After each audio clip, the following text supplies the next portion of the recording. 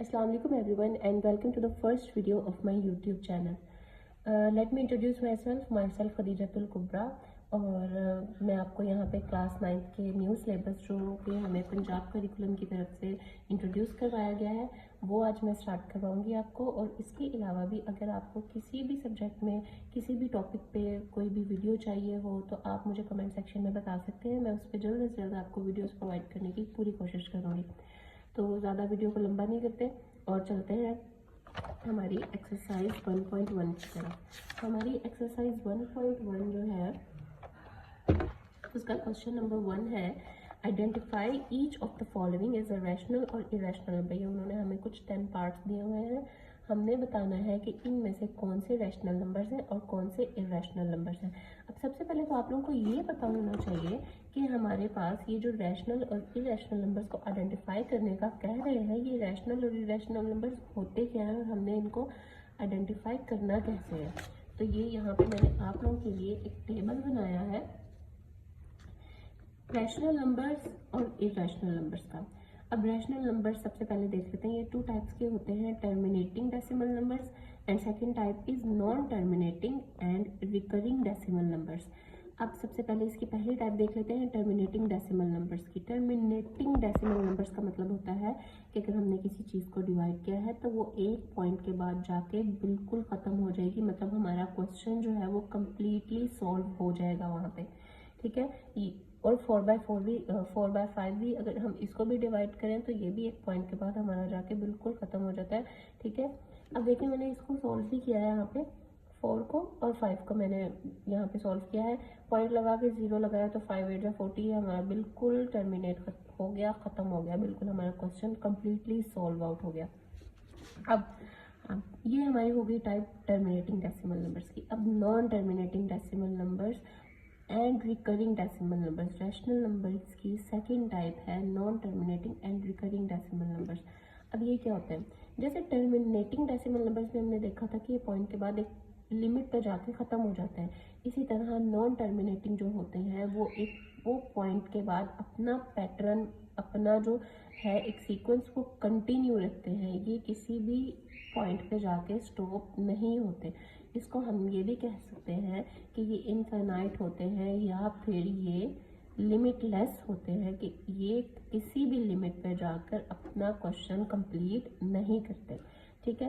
And recurring decimal numbers, non terminating तो हो गया, नॉन टर्मिनेटिंग के साथ उनका रिकरिंग होना भी लाजमी है, तभी हम उसको रैशनल नंबर्स की कैटेगरी में पुट करेंगे। अब रिकरिंग का क्या मतलब है, रिकरिंग का मतलब होता है रिपीट, अपना सीक्वेंस रिपीट करेंगे। जैसे 1/6 आ गया, ठीक है। अब देखिए 0.16 चलता जा रहा है, 6 जो है ये अपना पैटर्न ऐसे ही रिपीट करता जाएगा, ठीक है। ये एक सीक्वेंस चल रही है क्वेश्चन की। जैसे 4/9 है, इसको हम करें तो 4 यहाँ पे अपना पैटर्न रिपीट करता जा रहा है। इसी तरह एक और चीज़ भी है इसमें कि अगर आपके पास आ जाए ना 0.325 और इसके बाद फिर से 325, ये इस तरह भी अपना पैटर्न रिपीट कर सकते हैं। ऐसे क्वेश्चंस को हम लोग कहेंगे non terminating and recurring decimal numbers, जो कि रैशनल नंबर्स की ही सेकंड टाइप है। अब हमारे पास आ जाते हैं इरेशनल नंबर्स।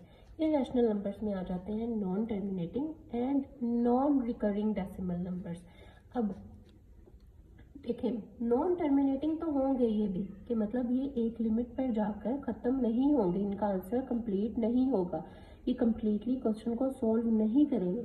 लेकिन नॉन रिकरिंग का मतलब है, जैसे हमने यहाँ पे पढ़ा था कि रिकरिंग में रिपीट करेंगे अपना पैटर्न, लेकिन नॉन रिकरिंग में ये अपना पैटर्न रिपीट नहीं करेंगे, ठीक है। मतलब यहाँ पे इनका पैटर्न जो है, इनके वर्ड्स जो है, इनके आंसर जो है ये चेंज होते जाएंगे। जैसे हमारे पास हमारी पाई की वैल्यू है 3.14, 159, 265 and there is no repetition in it, मतलब यहाँ पर ये अपनी किसी भी चीज़ को रिपीट नहीं कर रहे।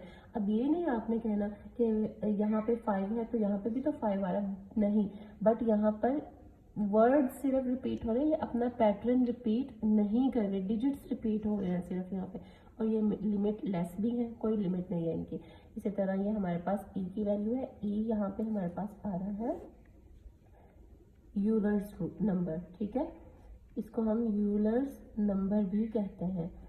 ये आगे हमारे पास एक्सरसाइज में आएगा, तो मैंने इसीलिए अभी बता दिया आपको। और यहाँ पर हमारे पास आ गया एक स्क्वायर रूट 2। अब आप लोगों को पता है कि एक स्क्वायर रूट होता है, हमारे पास परफेक्ट स्क्वायर्स होते हैं, जैसे हमारे पास 4 और 16, 9, 36, ये आपको पता है हमारे पास परफेक्ट स्क्वायर होता है। 4 किसका परफेक्ट स्क्वायर होता है? 2 का। अंडर 16 होता है 4 का। 9 अंडर 9 होता है 3 का परफेक्ट स्क्वायर, एंड अंडर 36 होता है 4 का परफेक्ट स्क्वायर। ये हमें पता है। अब इन परफेक्ट स्क्वायर्स के अलावा अगर कोई चीज़ स्क्वायर रूट के अंदर आ जाए तो वो हमारे पास इर्रेशनल नंबर की कैटेगरी में आती है। अब ये वाले जो सारे हैं ये हमारे पास रैशनल नंबर्स की कैटेगरी में आते हैं, ये जो परफेक्ट स्क्वायर्स होते हैं, ठीक है। और ये वाले जो हैं हमारे पास ऐसे स्क्वायर्स जो कि किसी चीज़ का परफेक्ट स्क्वायर नहीं होते, वो हमारे पास इर्रेशनल नंबर की कैटेगरी में आते हैं। तो हमारे पास यहाँ पे इसका इंट्रोडक्शन खत्म हो गया। अब हम अपनी एक्सरसाइज नंबर 1.1 से स्टार्ट करते हैं। इसका क्वेश्चन नंबर 1 है, identify each of the following as a rational और इरेशनल नंबर्स। रैशनल और इरेशनल नंबर के बारे में आपको पहले समझा चुकी हूँ। इसका फर्स्ट पार्ट है 2.35, 35 एंड 35। अब देखिए यहाँ पर एक पॉइंट पर जाकर ये क्वेश्चन आंसर जो है हमें हमारे पास कंप्लीटेड है। यहाँ पर कोई चीज़ जो है वो कंटिन्यू नहीं चल रही। तो ये हमने पढ़ा था कि जो चीज़ कंटिन्यू ना रहे, क्वेश्चन उसका कंप्लीट हो जाए, आंसर उसका कंप्लीट हो, तो ये हमारे पास आ जाते हैं रैशनल नंबर्स की कैटेगरी में। पार्ट 2 है 0.6 बार। इस बार का मतलब 0. ये बार का मतलब मैं आपको बता रही थी कि ये बार का मतलब है कि ये जो 6 है, 6 के ऊपर बार है, इसका मतलब है कि ये 6 रिपीट होता जा रहा है और ये इसकी कोई भी लिमिट नहीं है। तो मैंने आपको क्या बताया था कि जो नंबर्स अपने सीक्वेंस रिपीट भी करें और इसकी कोई लिमिट भी ना हो, तो ये भी हमारे पास आ जाती है रैशनल नंबर्स की सेकंड कैटेगरी, ठीक है। इसका थर्ड पार्ट है 2.23667 and there is no limit of it. अब ये हमारे पास देखें, अब हमारे पास कोई पैटर्न भी रिपीट नहीं हो रहा, मतलब ये नॉन रिकरिंग है, नॉन अकरिंग है, नॉन रिपीटिंग है, तो ये हमारे और नॉन टर्मिनेटिंग भी है, सॉरी नॉन टर्मिनेटिंग भी है, तो ये हमारे पास आ जाते हैं इर्रेशनल नंबर्स। जब आप लोगों ने वो टेबल जो मैंने आप लोगों को स्टार्टिंग में करवाया है, जब आप लोग उसको अच्छी तरह से समझ लेंगे, एक दफ़ा कर लेंगे, एक दफ़ा रिवाइज कर लेंगे, तो आप लोगों को ये बहुत इजी लगेंगे। उसके बाद हमारे पास स्क्वायर रूट 7 आ जाता है। अब देखें 7 किसी भी चीज़ का परफेक्ट स्क्वायर नहीं बनता, मतलब हमारे पास 4 किसका परफेक्ट स्क्वायर था? 2 का। 9 किसका था? 3 का। 36 किसका था? परफेक्ट स्क्वायर क्या था? 36, ओके। अब देखें 7 किसी भी चीज़ का परफेक्ट स्क्वायर रूट 7 किसी भी चीज़ का परफेक्ट स्क्वायर नहीं है, तो ये हमारे पास आ जाता है इर्रेशनल नंबर्स की कैटेगरी में, ओके। अब हमारे पास लास्ट पे है ई, जो कि मैंने आपको बताया था, इसको हम कहते हैं यूलर्स नंबर। तो इसकी हमारे पास वैल्यू मौजूद है जो कि है 2.71828182। गाइस मैं आपको बता रही थी कि E stands for Euler's number और इसकी हमारे पास वैल्यू है 2.718281, मतलब इसकी कोई लिमिट भी नहीं है, ये लिमिटलेस है और ये नॉन रिपीटिंग है। तो ये हमारे पास किसकी कैटेगरी में आ रहे हैं? इर्रेशनल नंबर्स की कैटेगरी में। तो हम इसको आइडेंटिफाई करेंगे as an irrational number, okay. अब हमारे पास पार्ट नंबर 6 है हमारा पाई। पाई की हमारे पास क्या वैल्यू होती है? 3.14 और आगे ये कंटिन्यू चलता है, मतलब इसकी कोई लिमिट भी नहीं है और ये अपना पैटर्न भी रिपीट नहीं करता, तो ये भी हमारे पास आ जाती है इर्रेशनल नंबर्स की कैटेगरी। अब हमारे पास 7th पार्ट है हमारा 5 प्लस अंडर वुड मतलब स्क्वायर रूट 11। अब देखें 5 को तो आप एक तरफ इग्नोर कर दें ज़रा। अभी स्क्वायर रूट 11 को देखें कि स्क्वायर रूट 11 किसी भी चीज़ का परफेक्ट स्क्वायर नहीं है, तो इसको हम किसी भी चीज़ में ऐड कर दें या कुछ भी इसको सॉल्व कर लें तो ये हमारे पास एक इरेशनल नंबर ही रहेगा, क्योंकि इसका जो स्क्वायर रूट है वो किसी भी चीज़ का परफेक्ट स्क्वायर नहीं है, ये किसी भी चीज़ का परफेक्ट स्क्वायर नहीं बनता। अब हमारे पास इससे नेक्स्ट पार्ट भी ऐसा ही है। 3 को देख लें, 3 भी किसी चीज़ का भी परफेक्ट स्क्वायर नहीं है, 13 का भी कुछ भी परफेक्ट स्क्वायर नहीं है, तो ये भी हमारे पास इरेशनल नंबर्स की कैटेगरी में आ जाता है। ठीक है।